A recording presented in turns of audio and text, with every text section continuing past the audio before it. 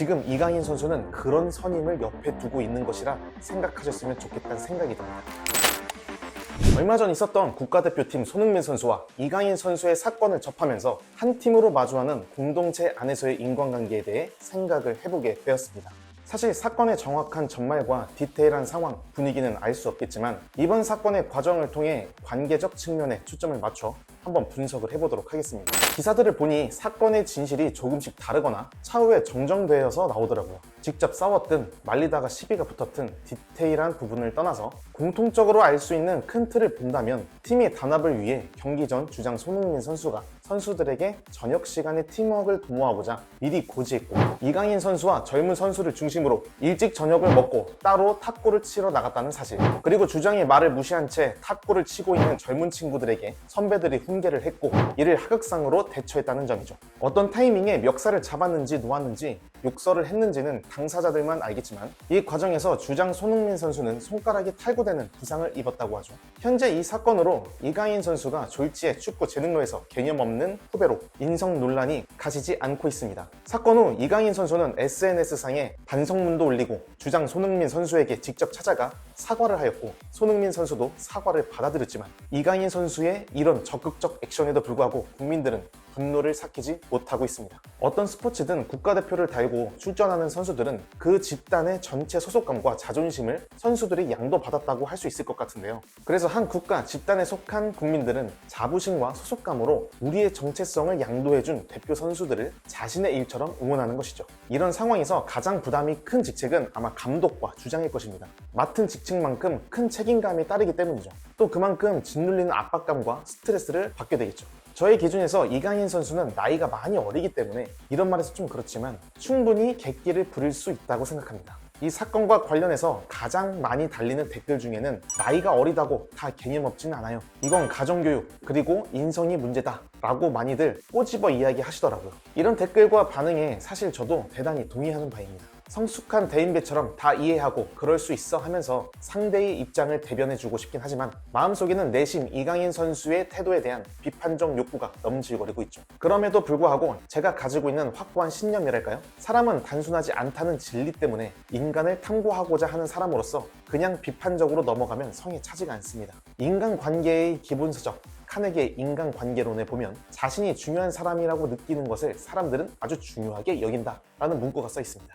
이 점은 사실 책을 읽지 않아도 자기 탐구를 해본 사람이라면 충분히 깨닫고 알 수 있는 부분이죠. 여튼간에 사람은 누구나 똑같이 자신이 중요한 사람이 되기를 원하고 있는데, 다만 사람마다 그 욕구는 개인의 성격, 가치관, 성장 환경 등에 따라 다양한 형태로 나타날 수 있다는 점이죠. 이에 따라 외부로 표출되는 방식이 매우 다양하다는 것인데, 아마도 이강인 선수는 자존심도 강하고 어려서부터 스포트라이트를 받아 개인적인 부담감과 스스로에 대한 기대치도 높지 않았을까 생각합니다. 어떤 사람이 자신의 인생 경험과 노력 그리고 난이도가 타인보다 높았고 프로페셔널한 길을 걸어 그 분야의 전문성이 뛰어나다고 스스로 평가할 때 보통 우월감을 느끼고 타인보다 낫다고 생각하며 떳떳한 태도를 취하게 됩니다. 자, 이것은 교만한 것이 아닌 그 어떤 누구라도 그런 마음을 갖게 되죠. 그렇게 높아진 자아 존중감은 도덕적이고 적극적인 주체적인 삶을 이끌어 나가게 해주고 질 높은 삶을 영위할 수 있게 해줄 것입니다. 다만 이것이 외부로 표출될 때가 중요한데, 이때 사람의 성숙도가 드러나고 교만함과 겸손함의 차이가 생긴다고 생각합니다.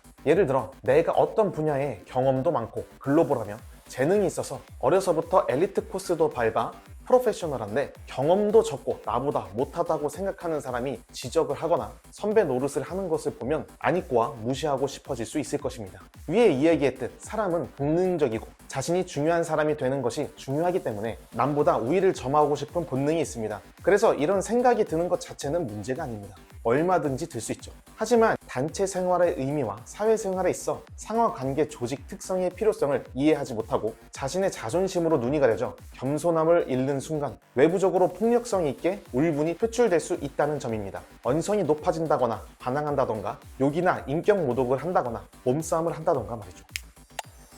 사실 이강인 선수가 공인이라 그렇지 보통 드러나지 않는 개인 사회에서 생각보다 흔하게 일어나는 일입니다. 물론 이런 사건 이후에는 공동체 전체에 영향을 미쳐 분위기가 많이 흐려지죠.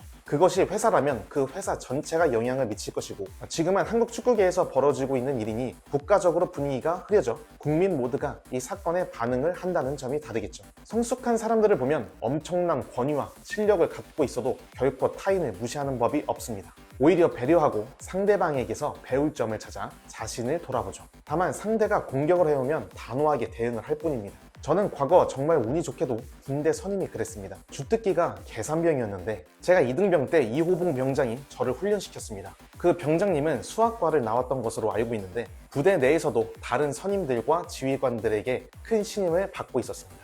하지만 그 선임은 제가 어리고 2등병이라는 이유로 단 한 번도 함부로 대한 적이 없었습니다. 제가 까부는 성격이라 조금 친해지고 병장님을 놀리며 장난도 치며 마술도 보여주고 아재 개그를 해도 오히려 저희 센스가 대단하다면서 심지어 다른 부대원들에게까지 칭찬을 해주었습니다. 저는 이때 병장님이 너무 존경스럽고 어른스러워 롤모델로 그의 태도를 따라하고 다녔는데 다른 선임에게도 예의 바르게 행동하는 모습을 보고 그게 당연히 맞구나 하며 자연스럽게 저 또한 그 행동까지 모방하고 다녔습니다. 이렇게 하다 보니까 다른 부대원 선임들도 저를 신임하고 좋아하게 되더라고요. 그렇다고 제가 선임에게 안 혼난 것이 아닙니다. 엄청 혼났습니다. 그 혼내는 것에는 어떠한 인격 모독도 없었고 논리적이었으며 뒤를 돌아보면 나의 객기였고 내가 반성을 해야 하는 것이 맞구나, 어리석다 하며 마치 지금의 이강인 선수처럼 선임을 찾아가 용서를 구했죠. 그러면 어김없이 병장님은 용서해 주시면서 PX에 저를 데려가 냉동만두를 사주었습니다. 어쩌면 저는 뜻밖의 가정교육을 집뿐만 아니라 군대에서 배운 셈이 된 것이죠. 이 점은 사회 초년 시절에도 아주 좋은 영향을 미쳤습니다. 물론 세월이 지나면서 잊은 부분도 있겠지만 초심을 잡는 데는 역시 어렸을 적에 배운 것이 중요하더라고요. 이번 사건에 이강인 선수는 겸손하지 못했던 것이 사실이라고 생각합니다. 그렇지만 이강인 선수에게 이번 계기로 한층 더 성숙함을 가지게 되는 아주 좋은 기회가 된 것이라 생각합니다. 이강인 선수의 앞으로의 행보가 어떨지 모르겠지만 이번 일을 울분과 분노로 복수심에 불타 후회를 도모하는 정서를 갖는다면 정말 돌이킬 수 없을 것이고 자신을 뒤돌아보는 계기가 된다면 오히려 누구보다 존경받는 인물이 되어 오늘날의 일을 훗날 후배들에게 좋은 귀감이 되어 자신을 바꿔준 아름다운 추억이 될 것입니다. 덧붙여 손흥민 선수는 당연하게도 직접 경험을 해보지 못해 어떤지 모르겠지만 드러나는 태도를 볼 때 정말 좋은 선임이라고 생각합니다. 사회생활을 하다 보면 여러분도 아시겠지만 귀인을 만나기는 정말 쉽지 않습니다. 사회에서 대부분 이런 성숙도를 갖춘 사람은 상당히 너무너무 희소하기 때문입니다. 다들 사회성이 있어 그런 척을 어느 정도 하는 것 뿐이죠. 자, 어쨌든 희소한 것은 가치가 있습니다. 지금 이강인 선수는 그런 선임을 옆에 두고 있는 것이라 생각하셨으면 좋겠다는 생각이 듭니다. 아무리 존경스러워도 좋은 사람이 있어도 당연히 못마땅한 부분이 있을 수 있습니다. 무조건입니다. 그러나 못마땅한 몇 군데에 초점을 두다가 월등히 좋은 모든 부분을 잃지 않았으면 좋겠습니다. 사실 이번 주제는 손흥민 선수와 이강인 선수의 사건을 보고 저희 생각을 이야기한 것이지만 사실상 오늘날의 저에게 들려주는 나의 반성이라고 생각합니다.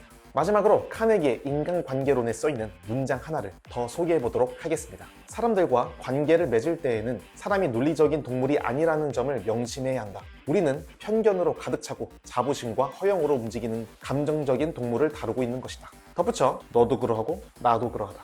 우리 모두 좋은 만남을 통해 삶의 질이 높아지고 행복을 느끼며 살았으면 좋겠습니다. 지금까지 하이엔 그라운드였습니다.